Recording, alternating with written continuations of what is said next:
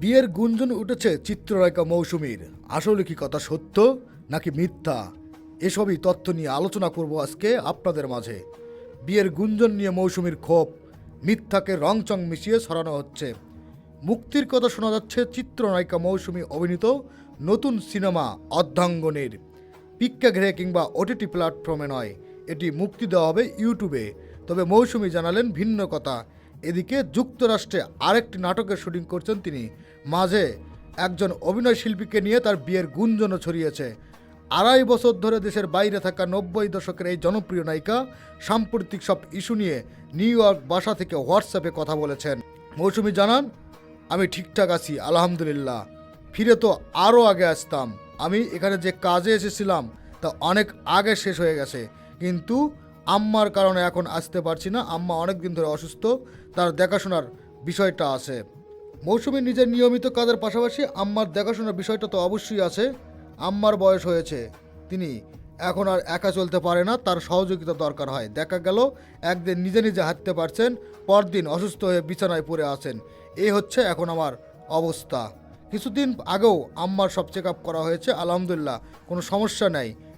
Dementia আছে একটু, এটাও বয়সের কারণে, এর বাইরে অন্য কোনো জটিলতা সমস্যা নেই। একটা সময় তো আম্মাকে সময় দিতে পারিনি, এখন দিচ্ছি। চোখের সামনে আম্মাকে শিশুর মতো হয়ে যেতে দেখছি। এই সময়টা আম্মার পাশে থাকতে পারছি, এটাই অনেক বেশি আনন্দের ও ভালো লাগার।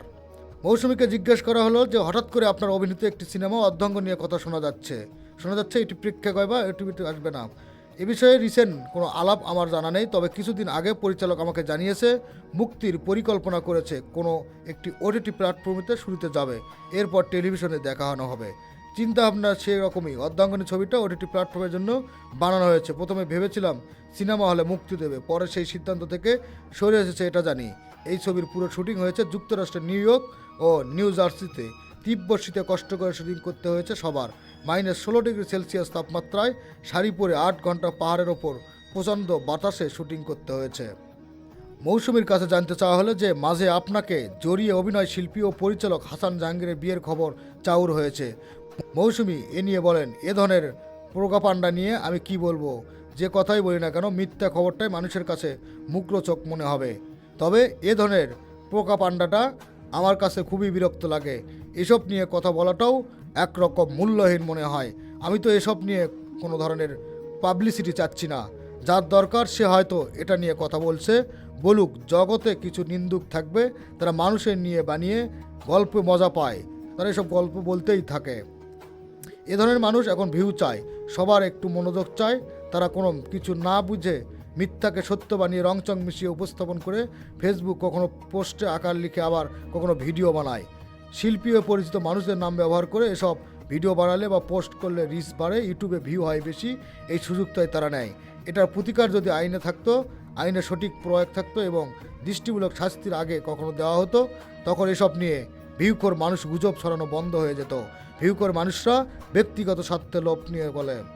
মৌসুমী আরও বলে, শিল্পীরাও মানুষ, তাদেরও জীবন আছে, তাদেরও সমাজ থাকে, সংসার করে। একজন শিল্পী দীর্ঘ সময় তৈরি হয়। যারা মিথ্যাচার করছে তারা আমাকে মৌসুমী বানায়নি। তারা চাইলেও আমি মানুষের মনের জায়গা করে আছি, সেখান থেকে এক চুলও নড়তে পারবো না। কথায় আছে, আমার অর্জন তো আমার ভেতরকার, দান করেছে আমার সৃষ্টিকর্তা, আমি এটাকে কিভাবে ব্যবহার করছি সেটা একান্তই আমার ব্যাপার, একান্তই আমার। এসব আমি পাত্তা দিই না, কখনো ভবিষ্যতেও পাবে না। বিভিন্ন বিনোদন নিউজ পেতে চ্যানেলটি সাবস্ক্রাইব করে সাথেই থাকুন।